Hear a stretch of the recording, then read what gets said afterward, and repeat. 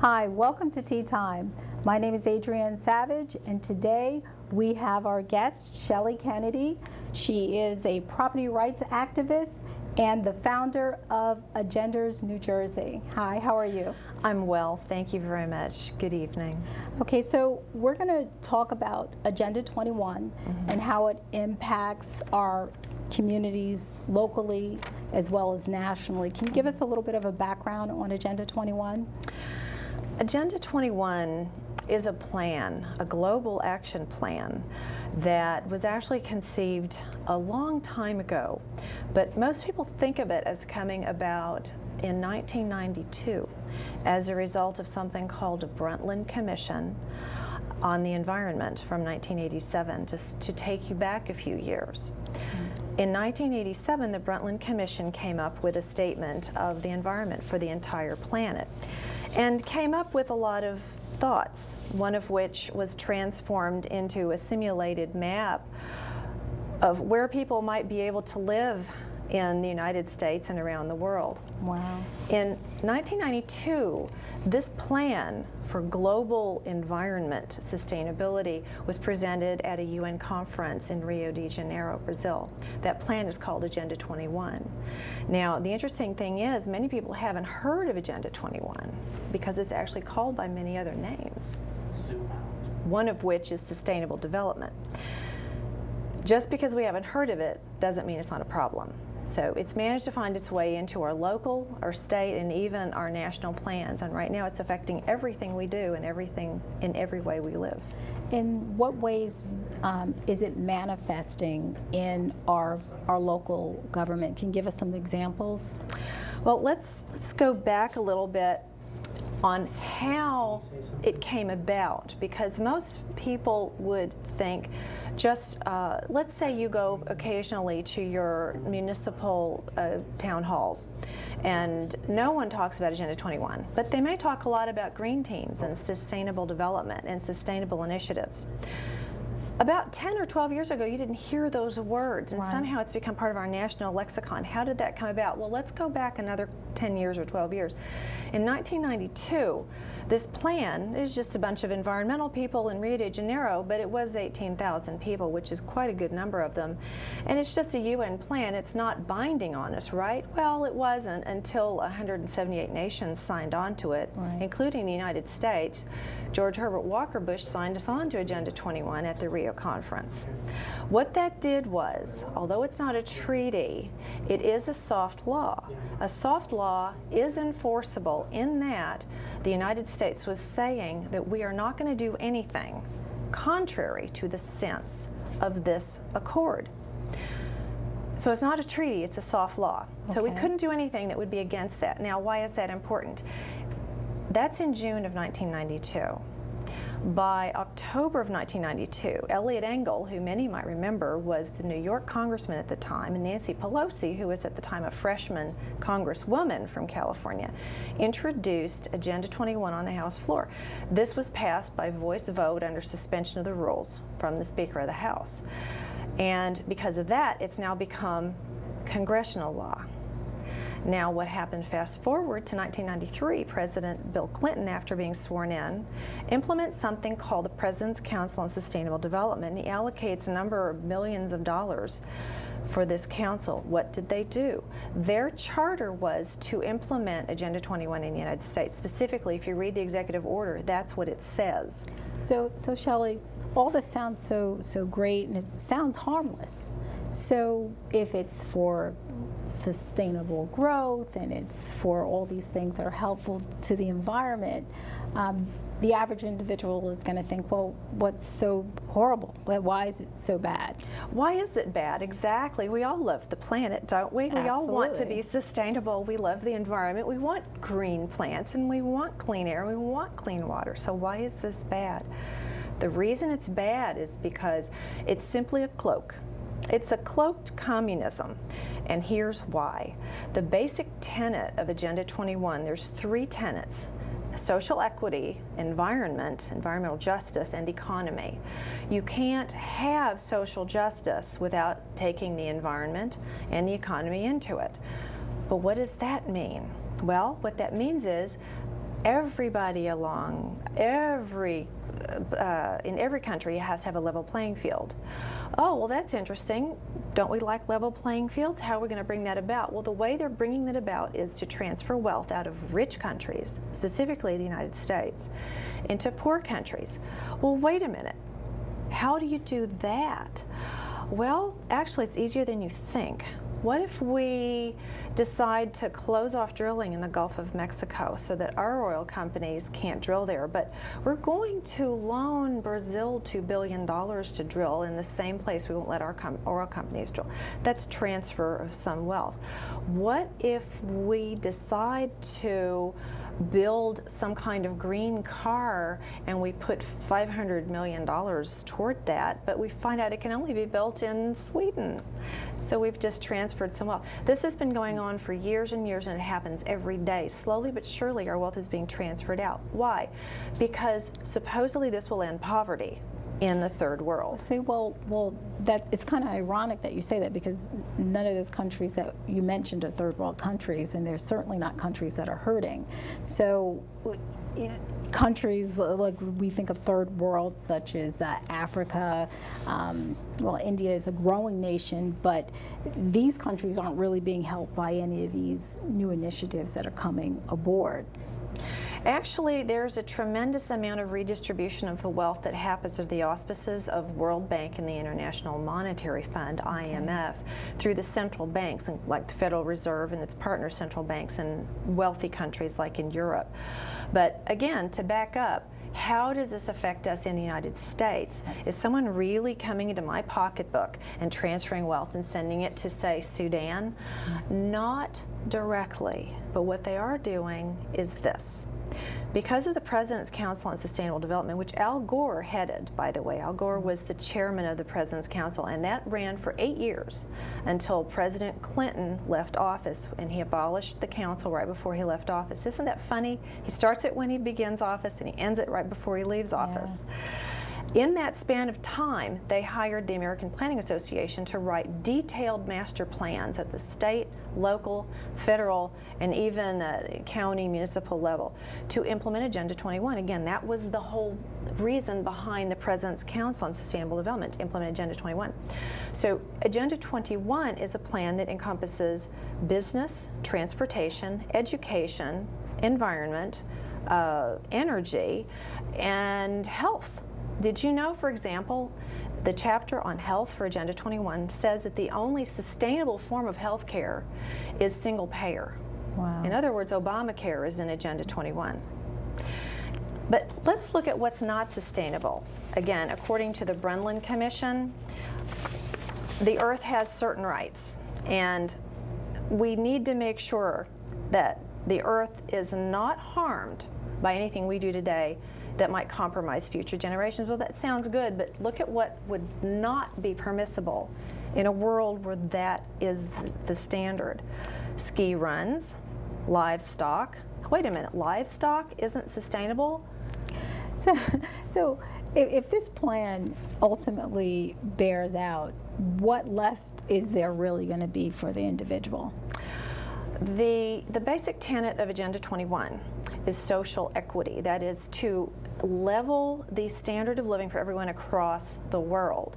So you would take a country like the United States that has the highest standard of living in the world, and or at least we did. It's been declining. And you take a country like Sudan that has a very bad standard of living for most of the people that live there, and you got to transfer all the wealth out of this nation so that this nation can be leveled up.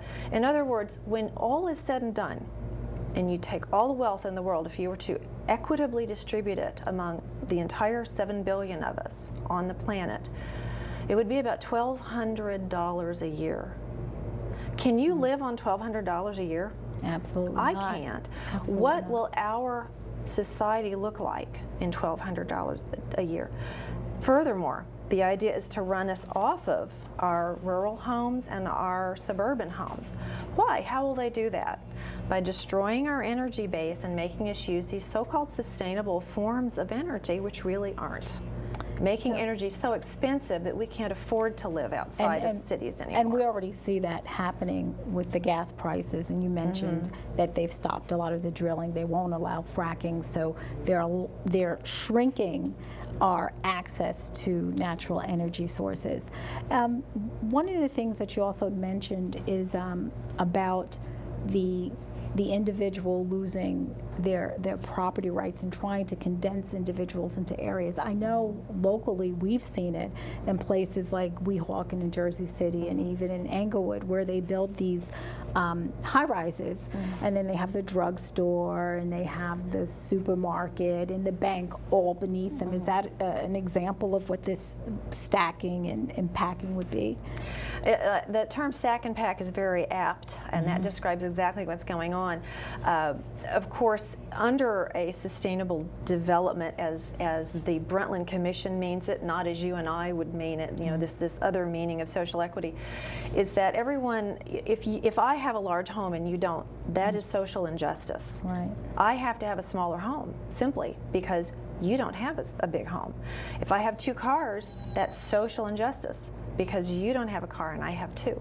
So the idea is to make everybody the same, give everyone the same standard of living, approximately 900 square feet in high-rise, very dense accommodations, so that you have your shops at the bottom, everything. Have you heard of the term walkable communities and bikeable communities? Yes. That's what this is all about. Have you heard the term complete streets? Yes. Yes, that's what this is. You see it in Jersey City, you see it in Weehawken, Hoboken, all those riverfront cities. They're all about walkable and bikeable. Well, this is ICLEI, Agenda 20, which is Agenda 21's local implementation arm, on the move, which is part of how those redevelopment plans were all construed around the Hudson waterfront. So if we're looking at that, you have a lot of people in a very small area.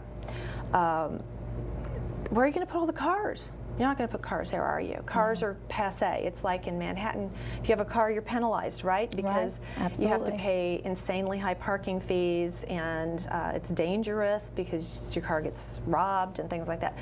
So you find in these highly dense environments increased smog, pollution, dirtier water, dirtier air. Gee, I thought this was all about sustainability. What happened to the goal of keeping us healthy, of why don't we just let people keep our property instead of finding ways to make living in the suburbs or in rural areas so expensive we can no longer afford to do it? And we already are seeing that even with the hikes going across the George Washington Bridge or the Whitestone. I believe one of the top amounts you have to pay to go across the George Washington, if you go during the peak hours and you're only a single person in the car, is in between $12 and $14. So they're really making it painful for people to drive. They're Not pushing only people that. towards public transportation. Not only that, but you've heard that Mayor Bloomberg wanted to have penalties for commuters, for people who drove in. Even if they were on a bus, your bus was going to have to pay more. There's also the peak time traffic penalties. So if you drive at a peak time, you have to pay more. This has actually been implemented in places like London. It's made it impossible to get around at certain times of the day. People literally stay away. That was the intent. It's all about restricting your choices, restricting your right to travel, restricting your liberties. And that's a good place to end this segment. And we'll be right back. Please remember to go to the New Jersey Tea Party Coalition website. That's njteapartycoalition.org. We'll be right back.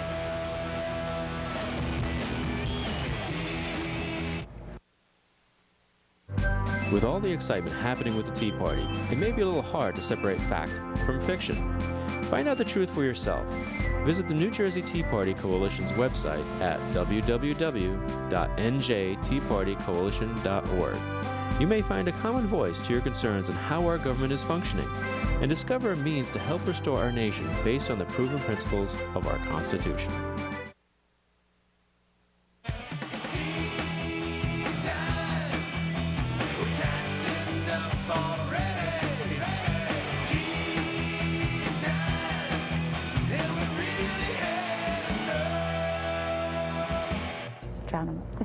Hi, welcome back to Tea Time. We're here with Shelly Kennedy, who is talking about Agenda 21.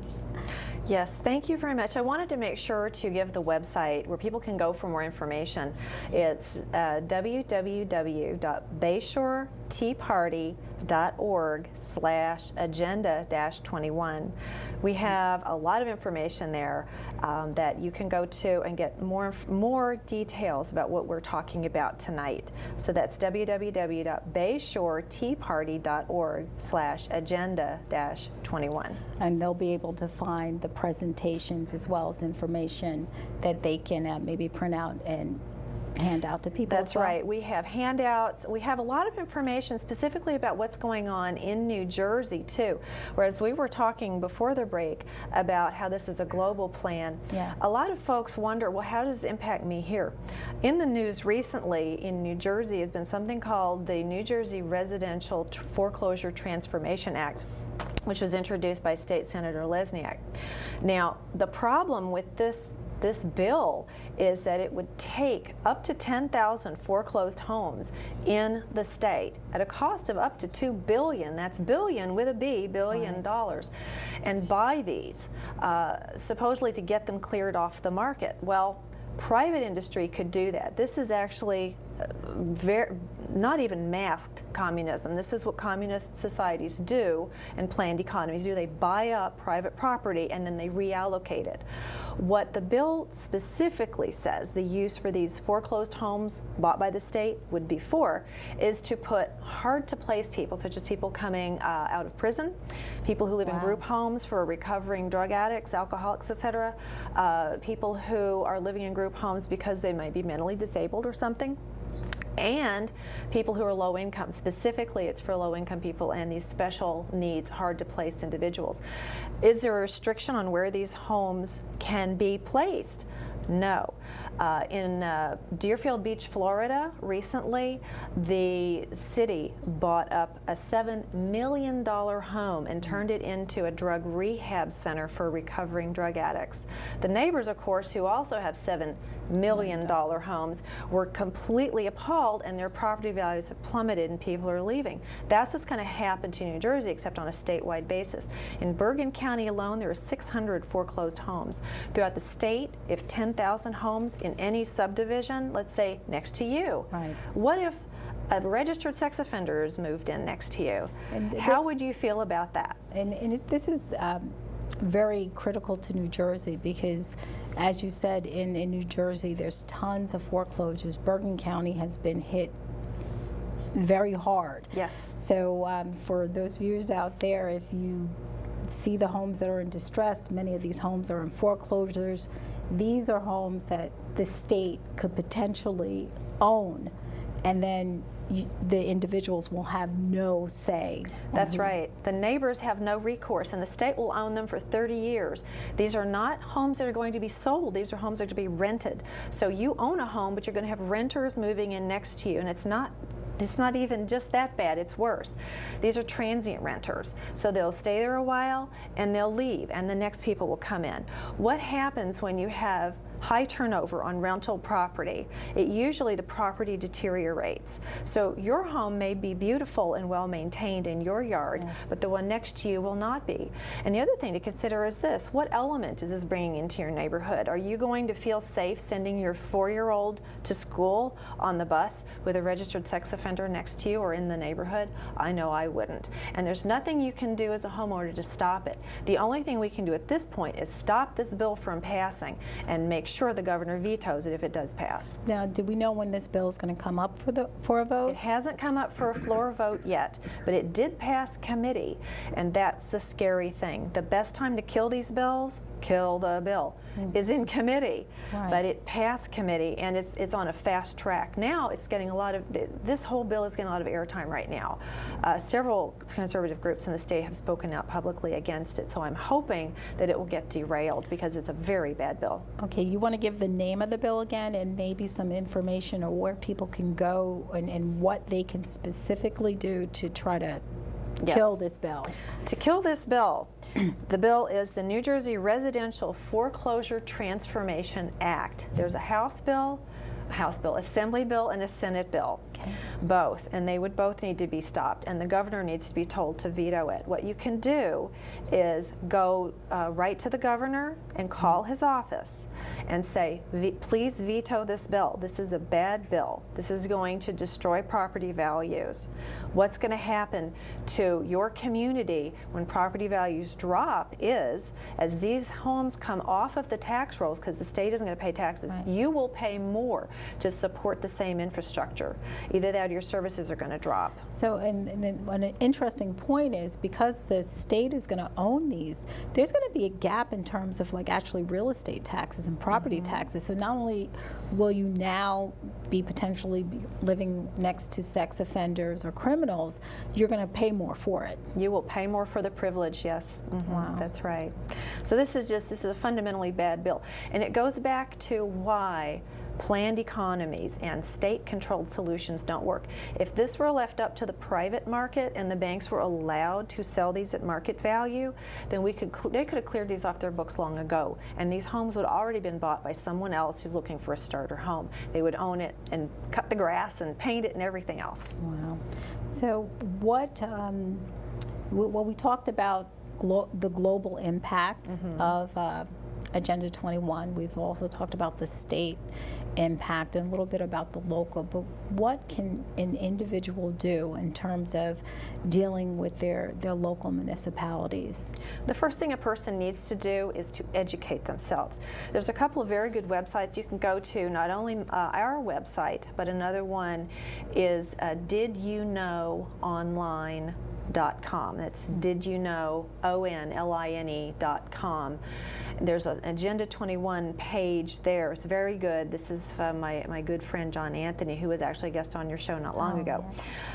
He has wonderful presentations from 15 minutes to 2 hours that show you exactly how this came about and what you can do. But the first step is for people, citizens, to become informed. The best way to do this is to look it up on the internet. There's a lot of very good materials there. You can look at agenda21today.com and a number of other excellent websites. Okay, that's great. Once you've educated yourself, the thing to do is to take that information and find out who in your local community is sympathetic or might be receptive of the information, specifically someone on council. Recently, what governments have been doing is passing something called the Resolution Exposing United Nations Agenda 21. This is an actual document, a resolution from the RNC, the Republican National Committee's winter meeting, and it was signed unanimously but co-sponsored by all the people here that you see on this paper, including New Jersey's Republican National Committee people. Oh, great. So these are people who are sympathetic, who can help you. And what a person can do is go to your town council and ask them to pass this, to put this on the agenda and pass it as part of their voted, what they vote on. Educate your townspeople and your council on what Agenda 21 is and the danger it presents. Go to your counties and ask them to act as well. Your counties and your local elected representatives, where you, as an individual, have the most power. And I think one of the things that people forget is your councilmen and councilwomen are very accessible people. They're typically your neighbor. You have either shop with them or you see them in town, so they're very approachable, and also take the opportunity to attend the town council meetings and present the information.